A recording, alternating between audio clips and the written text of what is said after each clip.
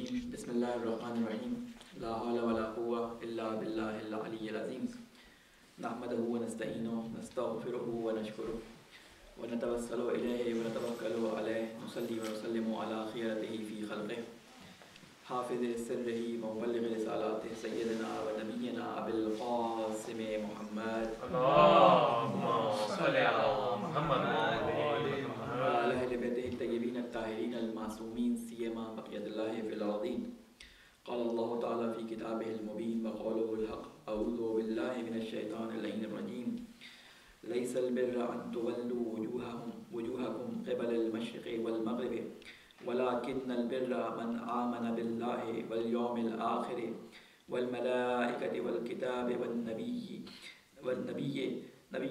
والنبيين وآتى المال على حبه ذوي القربى واليتامى والمساكين وابن السبيل والسائلين وفي الرقاب وأقام الصلاة وآتى الزكاة والموفون بعهدهم إذا عهدوا والصابرين في البأساء والضراء وحين البأس أولئك الذين صدقوا وأولئك هم المتقون صدق الله العلي العظيم. السلام علیکم ورحمۃ اللہ وبرکاتہ.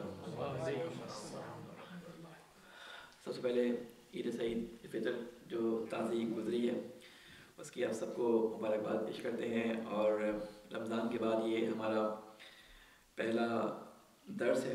سورہ بقرہ میں ہماری گفتگو وہ دوسرے سپارے میں تقریباً آیت نمبر 176 تک کمپلیٹ ہو گئی تھی، اور 177 سے ہمیں اسٹارٹ کرنا تھا. اس سے پہلے کہ ہم 177 آیت کو اسٹارٹ کریں، کچھ مقدماتی باتیں آپ کے سامنے عرض کروں. اس میں عربی زبان کے اندر جب ہم آپ سے کہتے ہیں کہ قرآن مجید سیکھنے کے لیے ہمیں عربی زبان کا، لغت عربی کا آنا ضروری ہے، تو اس سے ہماری مراد کیا ہوتی ہے؟ جب ہم یہ کہتے ہیں کہ عربی زبان سیکھیں یا عربی زبان ہمیں سیکھنی چاہیے، تو دنیا کے اندر 3 زبانوں کو یا 3 لحاظ سے زبانوں کو عربی زبان کہا جاتا ہے. ایک جو ہے عربی زبان، اسے ہم لغت عامہ کہتے ہیں. لغت عامہ کیسے کہتے ہیں؟ کہ وہ زبان جو عام لوگوں کے درمیان مختلف لہجوں کے ساتھ مختلف قبیلوں میں، مختلف جیسے کہتے ہیں کہ گاؤں میں، مختلف دیہاتوں میں بولی جاتی ہے، اسے لغت عامہ کہتے ہیں. جو مصر کے لوگ ایک الگ طریقے سے بولتے ہیں، جیسے کہتے ہیں کہ عراق کے لوگ جو آپ لوگ آپس میں گفتگو کرتے ہیں وہ ایک الگ طریقے سے بولتے ہیں، اور مختلف سعودی عرب کے اندر، حجاز کے اندر، دبئی کے اندر اور اس جگہ پہ یہ عربی ڈفرینٹ ہوتی ہے. اسے کہتے ہیں لغت عامہ. ایک ہوتی ہے جسے ہم لغت عربی الفصحیٰ کہتے ہیں. ٹھیک ہے، العربی الفصحیٰ یعنی جو فصیح عربی ہوتی ہے. فصیح عربی کیا ہوتی ہے؟ فصیح عربی وہ ہوتی ہے کہ جو آج کل کے زمانے میں یا یونیورسٹیز یا کالجز کے اندر جو کتابوں کے اندر عربی لکھی جاتی ہے، اور جو ادبی اور جو تھوڑے سے جیسے کہتے ہیں کہ پڑھے لکھے لوگ ہوتے ہیں، آپس میں گفتگو کرتے ہیں، علمی گفتگو کرتے ہیں کسی مسئلے کے اوپر، تو ادبی لغت کا استعمال کرتے ہیں. جسے کہتے ہیں ہم اردو زبان میں کہتے ہیں نا کہ اس کے اندر سلینگ لینگویج شامل نہیں ہوتی، بلکہ وہ چیزیں، وہ الفاظ شامل کرتے ہیں جن کو آپ لغت کے اندر، ڈکشنری کے اندر سرچ کر سکتے ہیں. مثال کے طور پر جیسے الجزیرہ کی عربی ہو گئی، یا آپ پاکستان میں ہوں گے تو ایک خبر نامہ الابا کے نام سے آیا کرتا تھا، عربی اخبار جیسے کہتے ہیں، وہ عربی میں ہوتی تھی. اس کی ڈکشنری، اس کی جو زبان جو تھی وہ لغت الفصحیٰ کہلاتی ہے. یہ زبانیں کیا ہوتی ہیں کہ یہ آج کے زمانے کے اندر اور پچھلے زمانے میں اس میں تھوڑا سا فرق آ جاتا ہے. جو لغت عامہ ہے وہ بھی وقت کے ساتھ ساتھ بدلتی رہتی ہے. اگر آپ دبئی میں جا کے یا کبھی کوئی حج پہ گیا ہو تو اس نے یہ تجربہ کیا ہوگا کہ وہاں پہ مختلف لوگ بیٹھے ہوتے ہیں، کوئی یمن کے بیٹھے ہوئے ہیں، کچھ بیچ رہے ہیں، کوئی کہیں کا بیٹھا ہوا ہے، تو وہ عربی بول رہے ہوتے ہیں، لیکن دوسرے کلچر کے ساتھ مل کر ان کی زبان جو ہے وہ اتنی تبدیل ہو چکی ہوتی ہے کہ وہ عربی میں بہت ساری دوسری زبانوں کے الفاظ کو ملا دیتے ہیں. تو یہ جو عربی الجزیرہ میں بولی جاتی ہے یہ اسٹینڈرڈ عربی ہے. اگر اس کو بولا جائے تو مصر کا رہنے والا، سعودیہ کا رہنے والا اور باقی عراق کا رہنے والا سب اس کو سمجھتے ہیں. ٹھیک ہے، یہ آج کل رائج زبان ہے جو ادبی لحاظ سے بولی جاتی ہے. ایک تیسری قسم کی عربی ہے جسے ہم کہتے ہیں عربی قدیم، عربی القدیم، جسے عربی در فی الدور الجاہلیہ. وہ عربی جو جاہلیت کے زمانے میں بولی جاتی تھی. جاہلیت اصل میں لفظ اردو زبان میں کیونکہ جاہل کا لفظ ایک معنی نیگیٹو مان دیتا ہے، تو ہمارے ذہن میں جاہل سے وہ ایک شخص سمجھ آتا ہے کہ جو پڑھا لکھا نہیں ہوتا. ٹھیک ہے، تھوڑے سے عربی میں اس کے معنی ڈفرینٹ ہوتے ہیں. تو وہ عربی جو عرب حجاز کے لوگ قریش کے لوگ مکہ کے لوگ اس زمانے میں بولا کرتے تھے. اور وہ ادبی کہاں سے ہمیں ملتی ہے؟ وہ ادبی ہمیں ملتی ہے کہ ان اشعار کے ذریعے، ان شعراء کے کلام کے ذریعے کہ جو اس زمانے میں مشہور تھے. ٹھیک ہے، امراء القیس تھا، یا اس طرح کے قصائد جو اس زمانے میں بازار اوقاز کے اندر جو قصیدے کی جمع ہوتی ہیں قصائد، جو قصیدے برتر قصیدے ہوتے تھے ان کو کعبے کی دیوار پہ لٹکا دیا جاتا تھا. ان کو جمع کر لیا گیا. ان کو جمع کرنے کے بعد مختلف سالوں میں اس کے مختلف جسے کہتے ہیں کہ نمونے آج بھی ہمیں برٹش لائبریری کے اندر، مختلف لائبریریز کے اندر ان کے نسخے مل جاتے ہیں. تو یہ عربی کیا کہلاتی تھی؟ عربی قدیم. آج جب ہم کہتے ہیں کہ قرآن کی زبان ہمیں سمجھنی ہے اور قرآن کی زبان سے ہمیں جو ہے وہ قرآن سمجھنے کے لیے استفادہ کرنا ہے، تو وہ اشعار مراد ہوتے ہیں جو اس زمانے میں عربی قدیم کے اندر بولے جاتے تھے، ان سے جو معنی لیے جاتے تھے. کیونکہ بہت سارے الفاظ ہیں جو اس زمانے میں کسی اور معنی میں استعمال ہوتے تھے، آج کے زمانے میں ان کے معنی ہی تبدیل ہو گئے، یعنی معنی ہی تبدیل ہو گئے. اس لیے اس زمانے کی زبان کو اگر ہمیں جسے کہتے ہیں اس کے فہم اور اس کے ادراک سے ہمارا ذہن خالی ہوگا تو ہم آج قرآن کے معنی کو اس طریقے سے جو کہ اصل معنی تھے اس طرح سے نہیں سمجھ سکتے. بہت ساری مسکنسیپشنز اس کے اندر ہو سکتی ہیں. تو یہ 3 چیزیں ہیں. آج کے زمانے میں جب ہمیں عربی سکھائی جاتی ہے تو اس کو اشعار پڑھ کے سناتے ہیں. جب آپ لغت کھولیں تو اس میں کسی لفظ کے معنی جب بیان کیے جاتے ہیں تو اس کی دلیل کے طور پہ ایک شعر لکھا ہوتا ہے. یہ شعر یہ اسی جگہ سے لے کے آتے ہیں تاکہ جو زمانے جاہلیت کے اندر شعر پڑھ جاتے تھے. اس کے بعد بھی بہت سارے جو ہے شعراء آئے جنہوں نے کلام مرتب کیے، جیسے متنبی ہو گیا، یا اس طرح کے بہت سارے شعراء آئے جو قرآن مجید کے نازل ہونے کے 300-400 سال بعد آئے، لیکن عرب کے بہت مشہور شاعر ہوئے. ان کی شاعری کو بھی قرآن کی جو ہے معنی کے لحاظ سے وہ نہیں سمجھا جاتا، معیار نہیں سمجھا جاتا. متنبی کو نہیں مانا جاتا کہ قرآن کو کوئی معنی دیکھنا ہو تو متنبی کے معنی اگر بیان کیے جائیں اور امراء القیس کے معنی بیان کیے جائیں تو امراء القیس کے معنی کو لیا جائے گا، متنبی کے معنی وہاں پہ اسٹینڈرڈ نہیں ہوں گے. اس کا مطلب یہ بھی نہیں کہ سارے معنی الگ ہوتے ہیں، سارے معنی الگ نہیں ہوتے، بہت کم معنی میں فرق ہوتا ہے. لیکن جب 2 معنی کے اندر کلیش آ جائے تو عربی کے جو قدیم معنی ہوتے ہیں ان کو دیکھا جاتا ہے. ویسے تو کلیش بہت کم آتا ہے، جہاں کلیش آ جائے وہاں پہ قدیم معنی کو دیکھا جاتا ہے. یہ تو وہی گفتگو. تو اب یہاں پہ جب ہم کسی لفظ کے معنی کرتے ہیں، کسی لفظ کی جو ڈیٹیلز بتاتے ہیں، تو اس کو ہم عموماً میں جو دیکھتا ہوں وہ دیکھتا ہوں مفردات راغب سے. مفردات راغب اصفہانی ایک بہت بڑے ایک ایرانی جسے کہتے ہیں کہ قرآن کے لغت لکھنے والے تھے تو یہ ایرانی، کیونکہ آپ کو معلوم ہے کہ جتنے بھی ادبیات کے کام ہوئے ہیں اسلامی ٹیکسٹ کے اندر، چاہے وہ حدیث کی کتابیں ہوں، چاہے وہ آپ کی تفاسیر ہوں، بیشتر اس میں سے 90% جو ہے وہ ایرانی ہیں، چاہے وہ اہل سنت میں ہوں، چاہے وہ اس میں ہوں کیا نام ہے شیعوں کے اندر ہوں یا لتا شیعوں کے ہوں، تقریباً ایرانی ہیں. وہ 98% ایرانی ہیں. آپ کافی کو دیکھ لیں، شیخ کلینی کو، ٹھیک ہے، یا ان کے آپ امام بخاری کو دیکھ لیں، ٹھیک ہے. تو یہ ساری کی ساری کون ہیں؟ ایرانی تھے، لیکن تھے عرب کے بہت بڑے جسے کہتے ہیں کہ ادبی ماہرین تھے. جس طرح آج کے زمانے میں اردو ہے تو انڈیا کی زبان ہے، تو کراچی میں بولی جاتی ہے اردو، لیکن ادیب جتنے اچھے بڑے ادیب گزرے وہ کہاں گزرے؟ پنجاب میں گزرے. ٹھیک ہے نا. ان کی ادبی اردو بہت بہترین ہوتی ہے، اور وہاں پہ بیشتر جو ادبی ماحول کے لوگ تھے وہ کراچی سے بھی اٹھ کے پاکستان سے میں لاہور میں چلے جاتے تھے جو ادبی لوگ ہوتے تھے. اسی طرح آج کے زمانے میں جو ہے وہ اس طرح سے ہم جب ناپیں گے کسی چیز کو دیکھیں گے تو ہم دیکھیں گے کہ یہ کہاں سے آ رہا ہے. تو ہمارے پاس جو معنی لینے کا جو سورس ہے میرے پاس، وہ سب سے پہلے میں دیکھتا ہوں مفردات قرآن یا جسے ہم کہتے ہیں مفردات راغب اصفہانی. اس کے اندر ان کا کمال کیا ہے؟ ان کا کمال یہ ہے کہ انہوں نے قرآن مجید کے معنی کو صرف اپنا موضوع سخن بنایا ہے، اور انہی معنی کو بڑی ڈیٹیل سے کہاں کہاں یہ لفظ استعمال ہوا ہے، کہاں کہاں پہ کون سا لفظ کس معنی میں آیا ہے، وہ سب چیزیں ڈیٹیل سے بیان کی. اس کے بعد ایک ساری جو لغت ہے وہ المنجد ہے، وہ عموماً دیکھ لیتے ہیں. اگر تفصیلی لغت میں جائیں العین میں اور اس میں، تو وہ بہت تفصیلی ہیں، اس کو دیکھنے کا نہ میرے پاس ٹائم ہوتا ہے نہ جو ہے میں اس کو دیکھتا ہوں، کیونکہ خود مفردات والے انہی سے لے کر یہاں پہ لکھ دیتے ہیں کہاں سے لیے گئے معنی. اس لیے میں اپنا سورس بتا دیا کہ کہاں سے یہ معنی لے رہا ہوں. اب جب ہم آتے ہیں آیت بر کے اوپر، آیت بر یہ کہتے ہیں قرآن مجید کی بہت ساری جیسے کہتے ہیں آیات ہیں کہ جو ہر آیت ہی اہمیت کی حامل ہے، لیکن کچھ آیتیں ہیں کہ اگر کسی کو اسلام کا تعارف پیش کرنا ہو، اسلامی عقیدے کے بارے میں جو ہے وہ بیان کرنا ہو کہ اسلامی عقیدہ بنیاد کیا ہے اسلامی عقیدے کی، تو اس کو ایک آیت قرآن کی سنانے کے لیے کہا جائے تو کون سی آیت سنائی جائے گی؟ ٹھیک ہے نا. ایک ہوتا ہے اللہ پہ ایمان کرنے میں کون سی آیت سنائی جائے گی، وہ ایک الگ ہوتی ہے. لیکن اسلام کے عقائد کے بارے میں کن چیزوں پہ اس کو بنیادی طور پہ عقیدہ رکھنا ہے، کون سی آیت سنائی جائے گی، تو سب سے پہلے اگر علماء کسی آیت کو پیش کرتے ہیں تو وہ اس آیت کو پیش کرتے ہیں. اس کا نام کیا ہے؟ اس کو کہتے ہی آیت بر ہے. آیات الآیات بھی بعض علماء اس کو کہتے ہیں، آیات بر بھی کہتے ہیں. ٹھیک ہے. ابھی جب ہم اس کو پڑھیں گے تفصیل سے اس کے بارے میں بتاؤں گا کہ بر آیت بر کیوں کہتے ہیں اس کے اندر، کیونکہ لفظ بر اس کے اندر آیا ہے. پھر نیکی کے بارے میں بتایا گیا کہ نیکی ہوتی کیا ہے، بر نیکی کو بھی کہتے ہیں. تو اس کے بارے میں ہم انشاءاللہ اس سے پڑھیں گے. ایک صلوات بھیجیں محمد والے.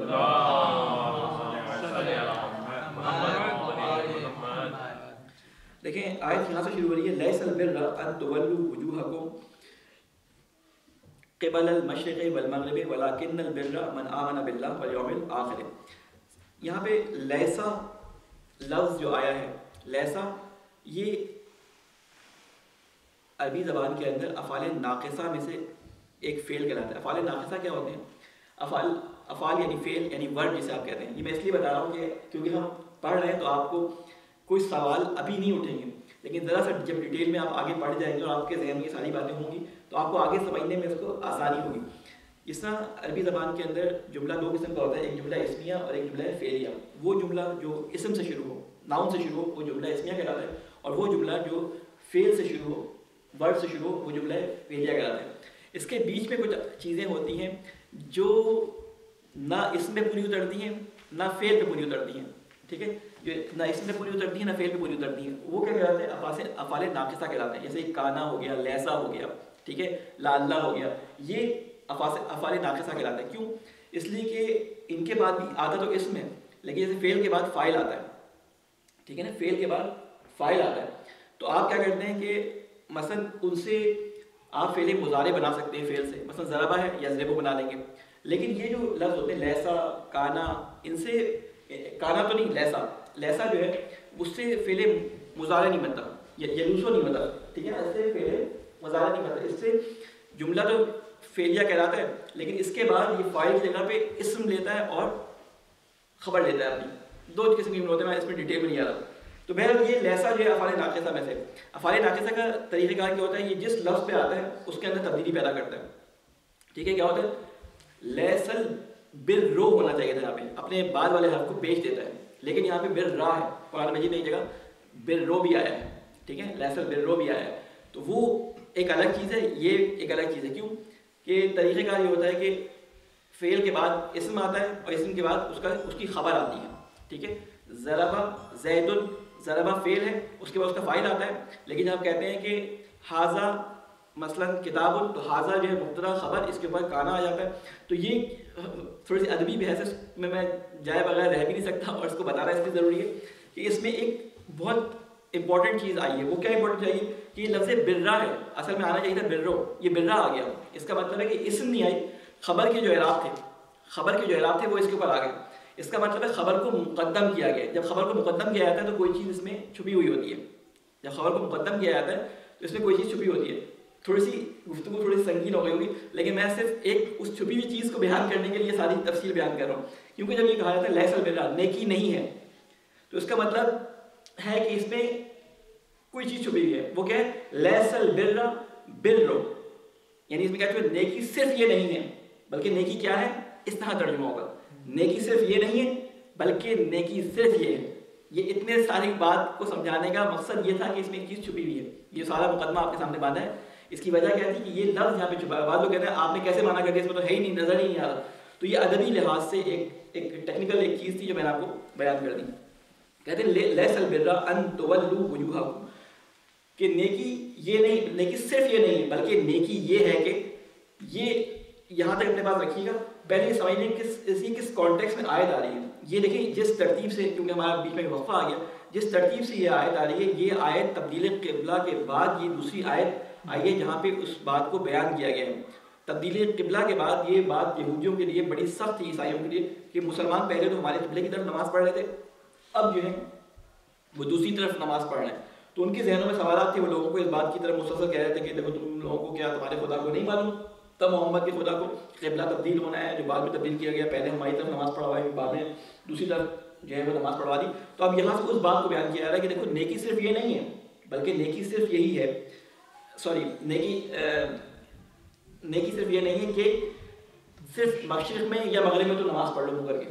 یعنی وہ کہہ رہا ہوں نا، ابھی قبلہ اس طرف تھا، قبلہ اس طرف ہو گیا، مشرق میں تھا مغرب میں ہو گیا، مغرب میں تھا مشرق میں ہو گیا.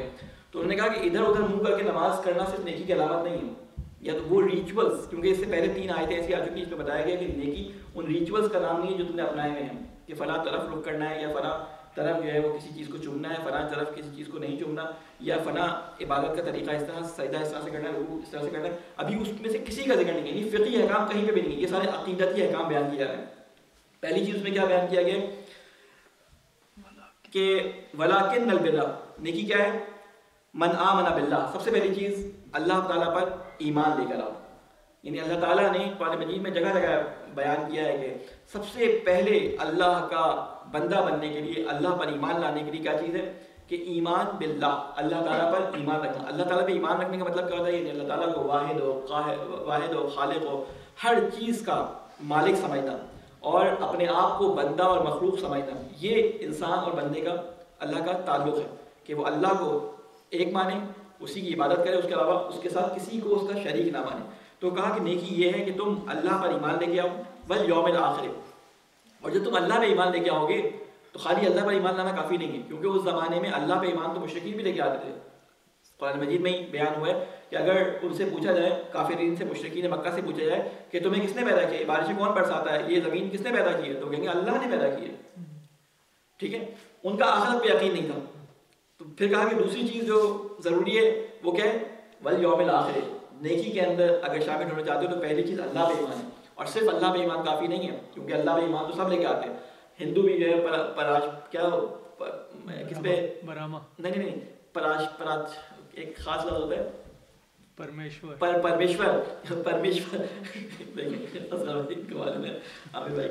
پرمیشور کو مثلا وہ کہتا ہے یہ ایشور یا پرمیشور جو ہے وہ ایک مثلا ذات ہے، باقی اس کے مظاہر ہیں نیچے، ٹھیک ہے۔ یا بات حلول کا نظریہ اس کے اندر آ گیا کہ مثلا کرشن کے اندر اللہ تعالیٰ کی روح حلول کر گئی، یا عیسیٰ کو عیسائیوں نے اللہ تعالیٰ کا بیٹا بنا دیا، یا حضرت عزیر کو یہودیوں نے اللہ تعالیٰ کا بیٹا بنا دیا، تو یہ مظاہر لوگوں کے موجود تھے۔ تو انہوں نے کہا کہ دوسری چیز کیا ہے؟ یوم آخرت پہ ایمان لے کے آؤ۔ اچھا ایک چیز آپ نوٹ کیے گا، اس میں انہوں نے یہ نہیں کہا کہ نبیوں پر ایمان لے کے آؤ، اللہ تعالیٰ نے پہلے دنیا اس پہ کہا کہ مجھ پہ ایمان لاؤ، پھر کہا کہ آخرت پہ ایمان لے کے آؤ، پھر ترتیب دیکھیں کس ترتیب سے چل رہا ہے، اور اس آرڈر میں بڑا اللہ تعالیٰ کی حکمت ہے۔ کہا کہ بل ملائکہ، اور جب تم ایمان لے آؤ تو دوسرا ایمان جو تمہیں لے کے آنا ہے وہ ملائکہ پر ایمان لے کے آنا ہے۔ ملائکہ وہ مخلوق جو اللہ تعالیٰ کے پیغامات کو آسمان سے زمین پر منتقل کرتے ہیں، کیونکہ اگر تم ملائکہ پہ ایمان لے کے نہیں آؤ گے تو نبیوں پہ کیسے ایمان لے کے آؤ گے؟ ملائکہ پہ ایمان لے کے نہیں آؤ گے تو وہیں پہ ایمان کیسے لے کے آؤ گے؟ تو کہا کہ بل ملائکہ، تو کہتے ہیں کہ ملائکہ پر پہلے ایمان لے کے آؤ، پھر بل کتاب، اور اس کتاب پر جو ملائکہ لے کے آتے ہیں وہ قانون، کتاب اصل میں مراد ہے قانون، وہ قانون جو ملائکہ لے کے آتے ہیں، وہ کتابوں کی صورت میں ہو سکتا ہے، وہ صحیفوں کی صورت میں ہو سکتا ہے، وہ الواح کی صورت میں ہو سکتا ہے، جیسے حضرت موسیٰ علیہ السلام پہ الواح نازل کی گئی، لکھی ہوئی تختیاں آ گئی تھیں۔ تو کہا کہ ملائکہ پر ایمان لے کے آؤ، پھر کتاب پہ ایمان لے کے آؤ، جب ان پہ ایمان لاؤ تب تم ایمان نبی پہ لا سکتے ہو، اس سے پہلے تم نبی پہ ایمان نہیں لے کے آ سکتے، کیونکہ اگر تم نبی پہ ڈائریکٹ ایمان لے کے آؤ گے تو تمہیں شک ہی رہے گا کہ یہ نبی پہ خواب میں آیا، یا کسی سے نبی نے سیکھ لیا، یا یہ نبی نے کسی یہودی یا عیسائی کی کتاب سے پڑھ کے بتایا۔ تو جب تک تم ملائکہ پہ ایمان لے کے نہیں آؤ گے، اس کی کتابوں پہ ایمان لے کے نہیں آؤ گے، جب تک تم نبی پہ ایمان پختہ نہیں لا سکتے۔ اس لیے اسی ترتیب سے چلو گے، پہلے اللہ پہ ایمان لاؤ، پھر آخرت پہ ایمان لے کے آؤ، پھر ملائکہ پہ ایمان لے کے آؤ، پھر کتاب پہ ایمان لے کے آؤ، اور پھر نبیوں پہ ایمان لے کے آؤ۔ جب یہ سارے ایمان لے آؤ، یہ تمہاری ذہنی کیفیات تھی جو تم لے کے آ رہے ہو، اس کے بعد تمہارے عمل میں کیا چیزیں آنی چاہیے وہ آگے بیان ہونا شروع ہو رہی ہیں، ٹھیک ہے۔ یعنی جب تم کر لو گے تو اللہ تعالیٰ نے پہلے نہیں کہا کہ نماز پڑھو، اللہ تعالیٰ نے نماز کا ذکر نہیں کیا۔ اب ایک چیز اور یہاں پہ نوٹ کیے گا، آپ نے وہ آیت سنی ہوگی کہ ان الصلاۃ تنہا عن الفحشاء والمنکر، بے شک نماز جو ہے برائیوں سے اور فحشا سے روکتی ہے۔ ہم دیکھتے ہیں کہ نمازیں پڑھی جا رہی ہیں، برائیاں ہو رہی ہیں، فحشا ہو رہے ہیں، جو ہے معاشرے کے اندر ظلم و ستم ہو، ہر قسم کی جو آپ کہہ سکتے ہیں کہ نجس کاریاں وہ ہو رہی ہیں، لیکن وہ شخص نماز بھی پڑھتا ہے، سارے برے کام کرتا ہے، نماز بھی پڑھتا ہے، تو یہ نماز اس کو برے کاموں سے اور منکرات سے روک کیوں نہیں رہی؟ تو اللہ تعالیٰ نے اس کا جواب بھی یہاں پہ ایک طرح سے دیا ہے کہ دیکھو نماز پڑھنے کی کچھ سٹیپس ہے کہ نماز تمہاری اس وقت تمہیں فحشا اور منکرات سے روکے گی جب تم اس ترتیب سے چلو گے۔ نماز انہوں نے آخر میں لے کے آئے، تو پہلے کیا یہ سارے کام کرو، پھر اس کے بعد عملی کام شروع کرو۔ وہ عملی کام کیا کیا ہے؟ وَآتَ الْمَالَ عَلَىٰ حُبِّهِ، کہتے ہیں اور مال خرچ کرو، ٹھیک ہے، اور مال خرچ کرو عَلَىٰ حُبِّهِ ذَوِي الْقُرْبَىٰ، اپنے نزدیکی رشتہ داروں کے اوپر۔ اب یہ حُبِّهِ کی ضمیر کہاں پلٹ رہی ہے؟ بعض لوگ کہتے ہیں کہ مال کی طرف پلٹ رہی ہے، ٹھیک ہے، مال ہی کی طرف بیشتر علماء نے کہا کہ یعنی جس سے تمہیں محبت ہے، وہ مال جس سے تمہیں محبت ہے، جو تم نے بڑے محنت کے ساتھ جمع کیا ہے، وہ مال جس کے لیے تم نے راتیں جاگی ہیں، وہ مال جس کے لیے تم نے اوور ٹائم لگائے ہیں، وہ مال جس کے لیے تم نے ساری زندگی محنت کر کے کہا کہ میری تنخواہ جو اتنے کے ہو، اتنے کے ہو، اتنے زیرو ہو، اتنے اس کے اندر وہ ہو، اس کے ساتھ اتنے پیکیجز ہوں، اس مال میں جس سے تمہیں بہت محبت ہے، اس مال میں سے کس کو دو؟ سب سے پہلا حق بیان کیا گیا ہے. سب سے پہلا حق کس کا ہے؟ ذوی القربا. ذوی القربا کے معنی کیا ہے؟ میں تھوڑا سا اب اس کو یہاں سے تھوڑا سا آگے جانے سے پہلے کچھ الفاظ کے معنی میں نے نوٹ کیے تھے، وہ آپ کو بیان کر دوں تاکہ آپ کے لیے وہ تھوڑے سے واضح ہو جائیں. صلوات بھیجیں محمد والے محمد.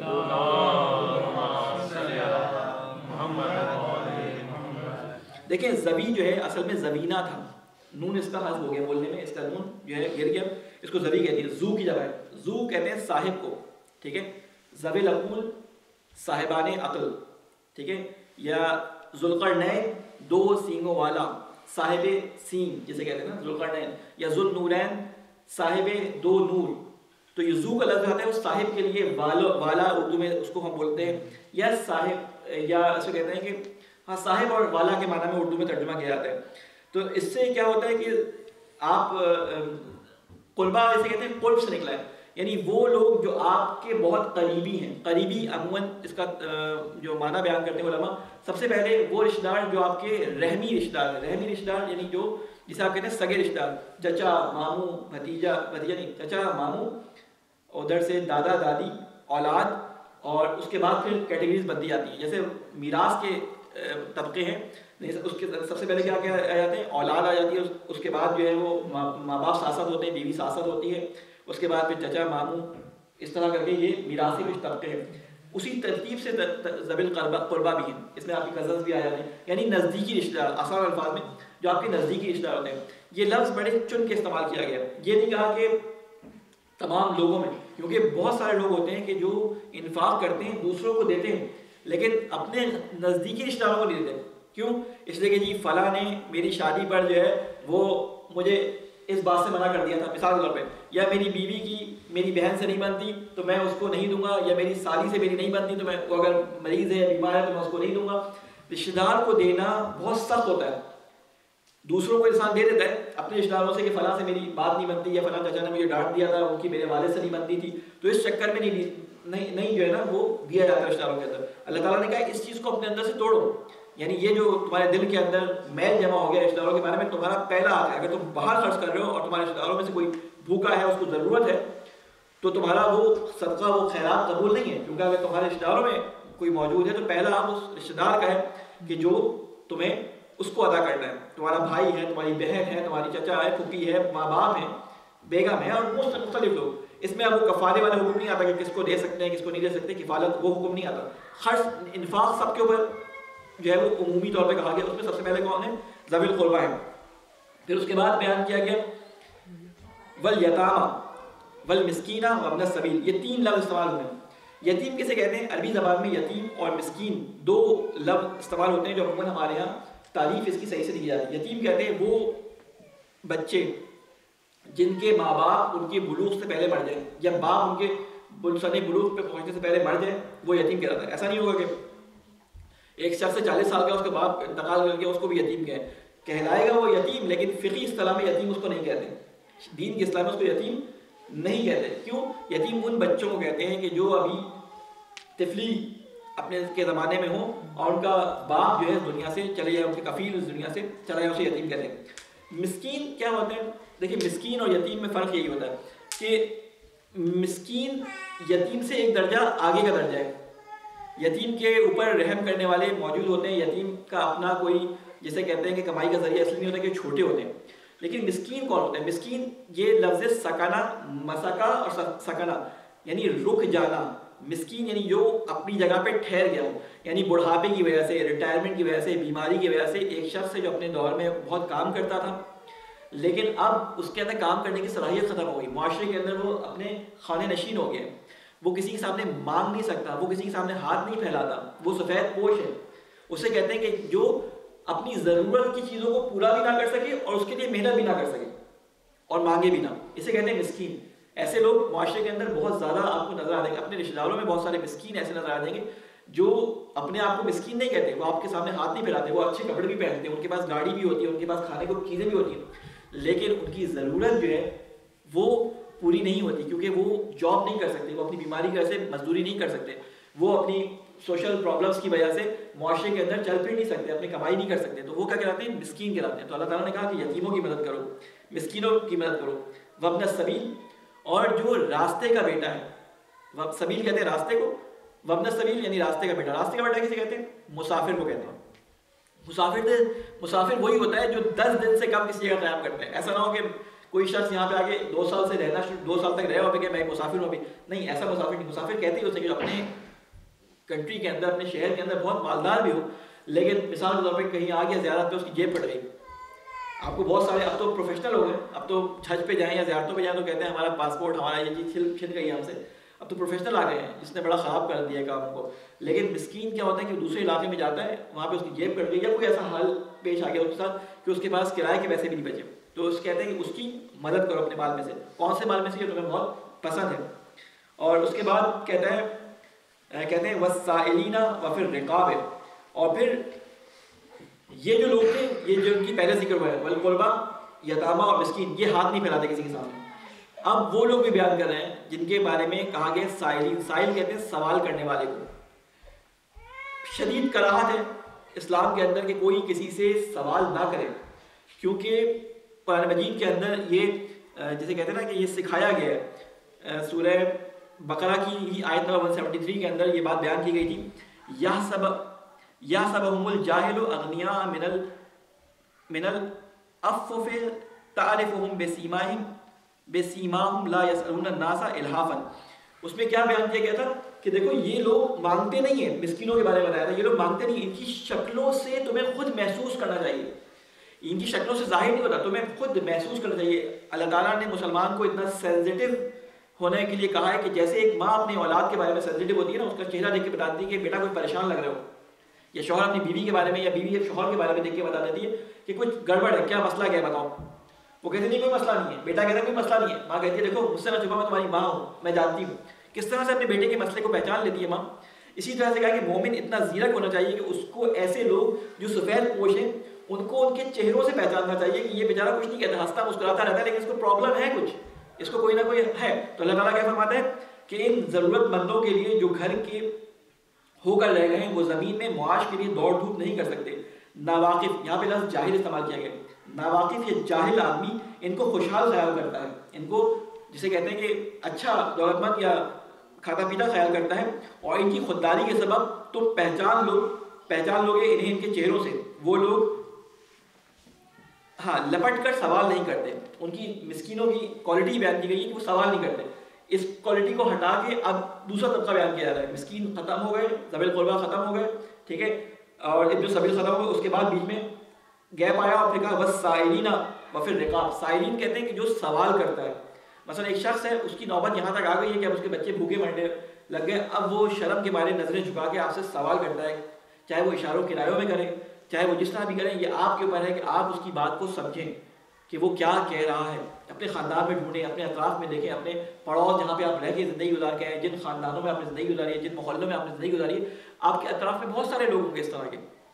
یہاں آنے کا مطلب یہ نہیں کہ آپ ان سے کٹ گئے، ان کے حقوق آپ کی گردن سے ابھی تک گئے نہیں ہیں، یہاں کے حقوق الگ ہیں، وہاں کے حقوق ابھی تک آپ کی گردن پہ باقی ہیں، کیونکہ جب ایک انسان ایک جگہ سے نکلتا ہے تو بہت سارے لوگوں کی اس سے امیدیں وابستہ ہوتی ہیں، تو ان چیزوں کو دیکھیں۔ تو کہا کہ آپ وہ لوگ جو سوال کرتے ہیں، سوال کرنے کے بارے میں شدید کراہت ہے کہ سوال نہ کیا جائے، لیکن اگر سوال کوئی کر لے تو اللہ تعالیٰ، یعنی بعض احادیث میں ہمیں احادیث قدسی میں ہمیں یہ ملتا ہے کہ اللہ تعالیٰ کہتا ہے کہ میں فقیر تھا، تم نے میری مدد نہیں کی، میں اولیاء تھا، تم نے مجھے لباس نہیں دیا۔ تو بندہ سوال کرتا ہے کہ خدا تو تو غنی ہے، تو تو سب فقراء کا ملجا ہے، تو کیسے فقیر تھا؟ کہتے ہیں فلاں شخص جو آیا تھا تیرے پاس سوال کرنے، جس نے تیرے سامنے اپنا ہاتھ پھیلایا تھا، وہ میں تھا، تو نے اس کو جواب نہیں دیا، اس کے سوال کا جواب نہیں دیا۔ فلاں بے لباس جس کے پاس لباس پہننے کو صحیح سے نہیں تھا، تجھ سے اس نے لباس کا سوال کیا تھا، تو نے اس کی اولیانیت کو دور نہیں کیا، وہ میں تھا۔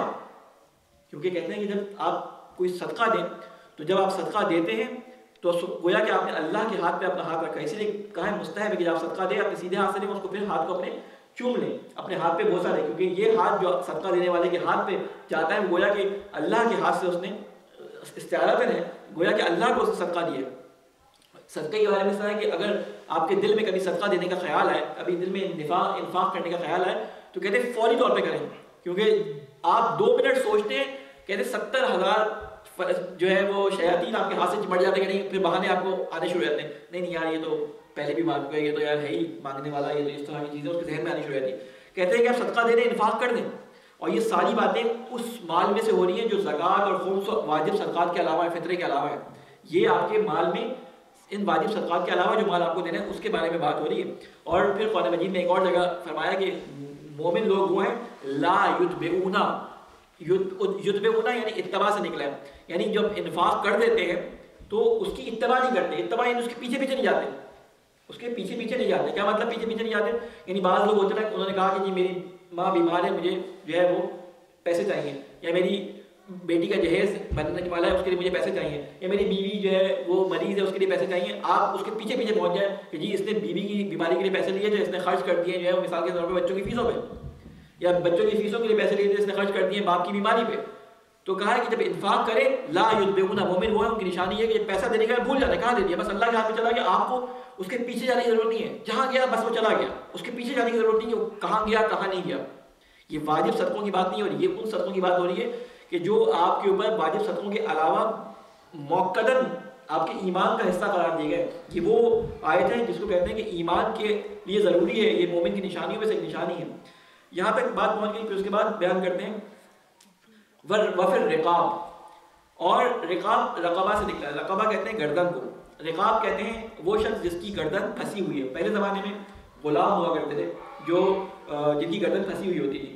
آج کے زمانے میں کون ہوتے ہیں؟ آج کے زمانے میں وہ لوگ ہوتے ہیں جن کے قرضے ہیں، مثال کے طور پہ کسی سے انہوں نے قرض لے لیا، یا جن کے اوپر کوئی ایسی بیماری ہے جو ضمانت دینے کے پیسے نہیں ہیں، وہ کسی جگہ پھنس گئے اور ضمانت پیسوں کی وجہ سے نہیں ہو رہی، یا کوئی اس طرح کی بات جس سے کسی کی گردن چھوٹ جائے. آپ محاورتاً اس کو دیکھیں کہ کوئی شخص کہے کہ میری گردن یار پھنسی ہوئی ہے. کس چیز میں پھنسی ہے؟ مثال کے طور پہ میرے بچوں کی فیس ادا نہیں ہوئی ابھی تک، یہ اس کی گردن پھنسی ہوئی ہے.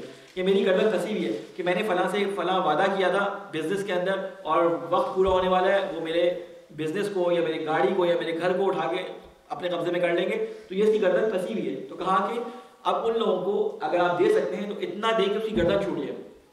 رقاب کا مطلب ہے کہ کوئی شخص آزاد ہو جائے پورا، یعنی اس کو اتنا نہ دے گا، آپ اس کو لٹکا کے رکھیں ہر مہینے کا وظیفہ باندھیں گے میں جی ہر مہینے $100 تمہیں دوں گا یا $200 دوں گا یا $500 یا $1000 دوں گا. اس کی ضرورت 10,000 کی ہے، اگر آپ کی استطاعت میں ہے 10 لوگ مل کے یا 5 لوگ مل کے یا ایک شخص کے اندر استطاعت ہے تو ایک دفعہ اس کی مالی اس مشکل کو حل کر دیں تاکہ وہ اپنے پیروں پہ کھڑا ہو سکے. ورنہ یہ ہمیشہ سے فقیر نہ بنائے اس کو اپنا، ہمیشہ سے اس کا اپنا سائل نہ بنائے کہ آپ کے پیچھے مہینے بھر لگتا رہے کہ آپ اس کی مدد کریں تو وہ اپنے کاموں کو آگے بڑھائے. یہ ایک لفظ کے اندر اللہ تعالیٰ نے اتنی حکمت رکھی ہے، پورے جسے کہتے ہیں مضامین ہے، میں نے بہت حذف کر دیا اس میں، یعنی شروع کے معنی پہ میں نے آپ کے سامنے بیان کیا ہی نہیں. جو شروع کے اندر جو تفصیل تھی بیر کے اندر وہ میں نے بیان ہی نہیں کیا اس کو، اس میں بھی بڑی تفصیل تھی کیونکہ ٹائم ہمارے پاس بہت کم ہے. اس کے بعد جو لفظ ہے وَأَقَامَ الصَّلَاةَ، اب دیکھیں 8ویں یا 9ویں درجے پہ آگے انہوں نے کہا ہے کہ نماز قائم کرو. پہلے یہ سارے کام کر لو تب نماز کو قائم کرو. اقامت الصلاۃ کہا ہے، یعنی کہ صلوا الصلاۃ، نماز پڑھ لو. اور اقامت الصلاۃ جب کہا جاتا ہے تو اقامت جو ہوتے ہیں وہ گھر کے اندر نہیں ہوتی، اقامت ہوتی ہے کسی ایسی جگہ پہ جسے ہم مسجد کہہ سکیں، یا ایسی جگہ جہاں پہ نماز لوگ پڑھ سکیں، جمع ہو کر ایک جگہ پہ نماز کو باجماعت ادا کر سکیں، جس کو کہا جائے کہ یہاں پہ نماز قائم ہے، آپ جا کے اس میں شرکت کریں. نماز قائم کرنے کا ہمیشہ حکم ہے، نماز قائم کرو. یعنی پہلی فرصت میں اگر کسی جگہ مسجد کے لیے ضرورت ہے، کسی جگہ پہ ایسی جگہ کی ضرورت ہے کہ جہاں پہ مسلمان مل کر اللہ تعالیٰ کی عبادت کر سکیں، اس جگہ کے لیے تم کیا کرو؟ نماز کرو. سلو ہم ویسے تو نماز کے معنی میں لیتے ہیں، لیکن اگر سلو صلاۃ لفظ دیکھا جائے تو صلاۃ کے معنی کیا ہوتے ہیں؟ صلاۃ کے معنی ہوتے ہیں دعا کے، ٹھیک ہے، دعا یعنی پکارنے کی، ایسی جگہ جہاں پہ پکارا جائے. کس کو پکارا جائے؟ اصطلاح میں ہم کہتے ہیں کہ اللہ کو پکارا جائے.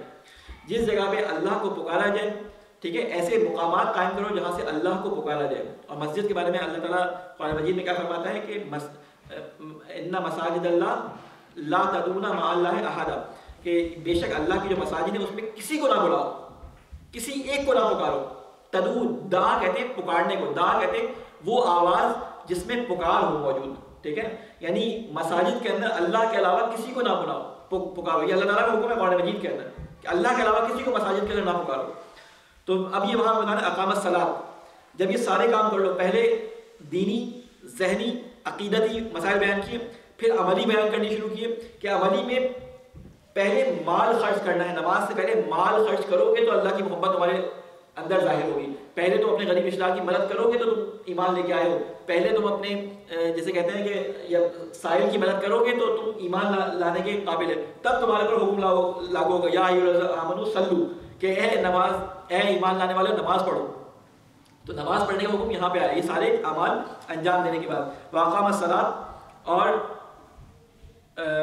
قائم کرے نماز، وآت الزکات، اور ادا کرے زکات. اب یہاں پہ جو زکات کا آیا ہے، علماء کہتے ہیں زکات سے مراد زکا سے نکلا. زکا یعنی پاک کرنا، یعنی ہر وہ مال جو تمہارا پاک مال ہو اس میں سے اپنا حصہ نکالو. پاک مال میں سے، کبھی بھی حرام مال میں سے صدقہ خیرات نہیں ہوتا.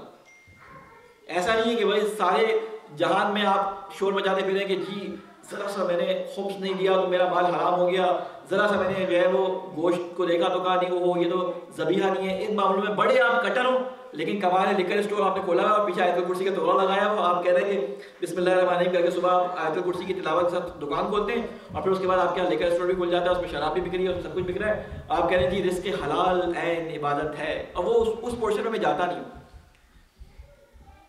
آپ نے اس پورشن میں جاتے نہیں تو کھولا ہوا کیوں اس کو آپ نے وہاں پہ؟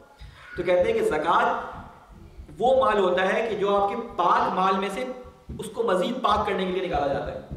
یعنی آپ نے پاک طریقے سے حاصل کیا ہو، اب یہ آپ کے پاس آ گیا، اب یہ جامد نہیں ہونا چاہیے، اس کو معاشرے کے اندر معاشرے کو چلانے کے لیے اس کو خرچ کرنا ہے، تو اسے کہتے ہیں زکوٰۃ. اب وہ زکوٰۃ فطرہ ہو، چاہے وہ زکوٰۃ مال ہو، چاہے وہ زکوٰۃ جو بھی آپ کے پاس جو بھی چیز ہے اس کے اندر سے آپ کو خرچ کرنا ہے. علم ہو تو علم کی زکوٰۃ کیا ہے؟ لوگوں تک پہنچانا.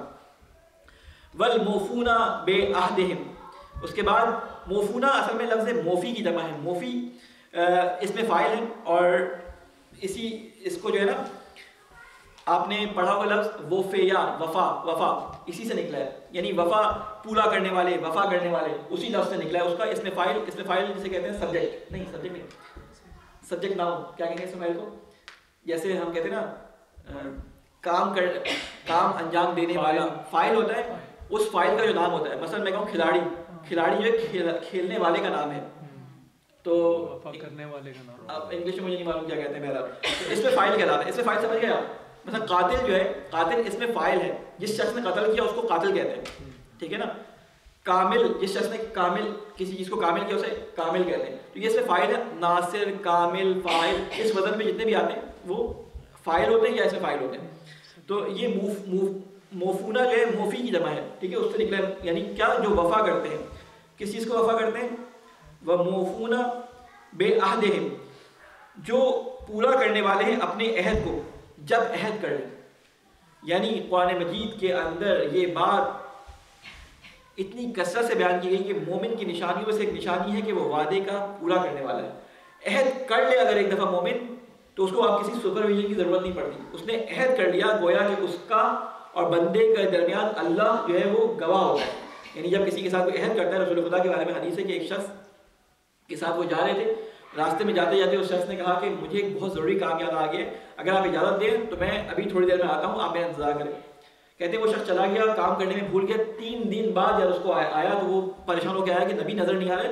3 دن بعد اس جگہ پہ آیا تو نبی صلی اللہ علیہ وسلم اسی جگہ موجود تھے جہاں پہ اس نے کہا کہ میں نے تو اپنے عہد کو پورا کیا لیکن تم اپنے عہد کو بھول گئے. مومن اپنے عہد کے پیچھے یعنی اپنی زبان کے پیچھے جو کسی سے عہد کر لے وہ اس کو پورا کرنا ہے. اگر ایسا نہیں ہو کہ اب تو یار اب آسودگی کے دن آ گئے، اللہ سے جو عہد کیے تھے وہ ہم بھول گئے، ہم نے اللہ سے عہد کے لیے مشکلات کا شکار تھے، اللہ جب پیسہ آئے گا تو ہم مدد کریں گے غریبوں کی، ہم فلاں جگہ جا رہے ہیں تو ہمارے پاس پیسہ آ گیا تو ہم یہ کریں گے. نہیں، وہ جو عہد کر لیے تھے اللہ تعالیٰ سے وہ عہد پورے کر لیں. اس کے بعد فرمایا اذا احدوا، جو عہد کر لیں. اچھا، والصابرین فی الباساء، اب یہ تو ایک جسے کہتے ہیں امن کے زمانے کی باتیں ہو رہی تھی ساری کی ساری. اب آ گیا سختی کے زمانے کی بات. سختی کے زمانے کی باتیں اب شروع ہو گئی. دیکھیں ایمان کے حصے کے اندر یہ ساری باتیں اللہ تعالیٰ نے ایک ایک کر کے 15 چیزیں تقریباً اس کے اندر بیان کی گئی ہیں، اور 15 چیزیں آپ کی پوری زندگی کو کور کر رہی ہے کہ مختلف حالات بھی انسان کے اوپر آ جائیں تو وہ ساری چیزیں اس کو کور کرتی ہیں. اب دیکھیں کس چیز کی بات آ رہی ہے. والصابرین فی الباساء، باسا کہتے ہیں شدت فقر کو، شدت جسے کہتے ہیں نا کہ جسمانی تکلیف کے لیے ہم نے استعمال کیا جاتا ہے، یعنی جنگ کے دوران جو مشکلات آتی ہیں اسے کہتے ہیں کہ آپ جسمانی طور پہ بھی تکلیف میں ہوں، آپ کے اوپر معاشرے کا پریشر بھی ہو، اسے کیا کہتے ہیں باس، شدت جسے کہتے ہیں کہ آزمائش، شدت تکلیف. تو کہتے ہیں کہ فی الباس، بس صبر کرے کس چیز میں؟ تنگ دستی کے اندر، شدت جیسے کہتے ہیں کہ تکلیف کے اندر. اس کے بعد والضراء، اور اچھا سوری، ذرہ کہتے ہیں جنگ میں اور باسا کہتے ہیں سختی میں جو سوشل پریشر ہوتے ہیں، اور ذرہ کہتے ہیں جس میں ضرر پہنچنے کا جسم کو خطرہ ہو. یعنی عام جو پریشر ہوتے ہیں معاشروں کے اندر اس میں بھی صبر کریں. مثلا بیوی نے تکلیف دے دی شوہر کو، شوہر نے تکلیف دی بیوی کو، معاشرے کے اندر آپ نے کسی سے کہہ دیا کہ فلاں کام نہ کرو، اس کی وجہ سے آپ کو جملے سننے کو مل گئے. جیسے حضرت لقمان علیہ السلام کی نصیحت جب اپنے بچوں کو قرآن مجید میں بیان کی گئی ہے تو اس میں لکھا ہے کہ جب تم لوگوں کو امر بالمعروف نہیں عن المنکر کرو گے تو تمہیں اس کے نتیجے میں شدید لوگوں کی تنقید کا سامنا کرنا پڑے گا. تو وہاں پہ کیا کرو گے؟ صابرین، صابرین میں سے تم ہو جانا. ٹھیک ہے، صبر کرنا، کیونکہ صبر ہی کرنا ہوگا. کیونکہ تمہیں ایسے حالات میں جب تم کسی کو کچھ بولو گے اور وہ لوگوں کو بات بری لگے گی، کسی محفل میں جاؤ گے وہاں پہ بولو گے یہ کام درست نہیں ہے، اس کام کو اس طرح سے انجام نہیں دینا چاہیے، تو ہزاروں کے ہزاروں لوگ ہوں گے جو اس کے اندر بڑے تیار ہو کے آئے ہوں گے، اور آپ اس میں کوئی بات کہہ دیں گے امر بالمعروف کے نتیجے میں یا نہیں عن المنکر کے طریقے میں، تو ہزاروں لوگوں کی تنقیدی نگاہیں، ہزاروں لوگوں کی تنقیدی جملے یہ آگے بڑھے جو ہے وہ تنقید کرنے والے بڑے آئے مذہبی بننے والے. تو وہاں پہ ان چیزوں کو برداشت کرنا، صبر کرنا اللہ تعالیٰ کی جسے کہتے ہیں دین کامل ہونے کا انسان کے اندر جو ہے وہ ایک اثر ہے. جیسے حضرت لوط کے بارے میں، جب حضرت لوط نے ان لوگوں کو منع کیا ان فرشتوں کے بارے میں کہ تم میرے گھر سے دور رہو، تو انہوں نے کیا کہا کہ یہ بڑے دیندار بن رہے ہیں. ان کو کہا کہ یہ بڑے دیندار بن رہے ہیں. حضرت لوط علیہ السلام کو کہتے ہیں یہ بڑے